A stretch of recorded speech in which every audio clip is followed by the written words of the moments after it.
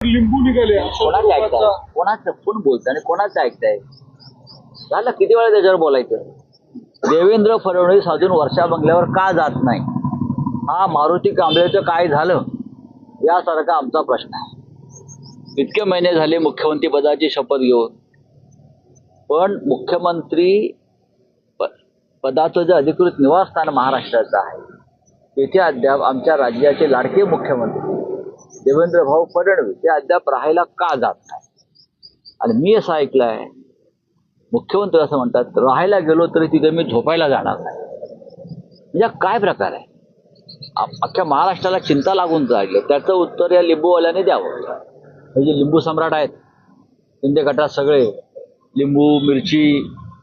माझ्या असं कानावर आलेलं आहे की बीजेपीच्या अंतस्थ गटामध्ये अशी चर्चा आहे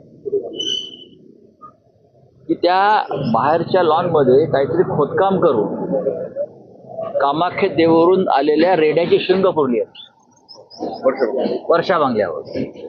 हे रेडे कापले असं तिथे चर्चा आहे, असं त्यांचेच लोक सांगतायत, असं तिकडला स्टाफ सांगतोय. हे खरं आहे की खोटं आहे?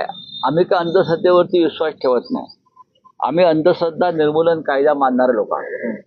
पण ह्या चर्चा आहेत की कामाख्य मंदिरात जे काय रेडे कटिंग झालं, तिथून काही मंत्रलेली शिंग आणली म्हणजे काय, आणि ती तिकडे पुरली आहेत. हे मुख्यमंत्री पद कोणाकडे टिकू नये दुसऱ्या माणसाला, आम्ही सदैव असं तिकडला जो कर्मचारी वर्ग त्यांचे ते सांगतायत.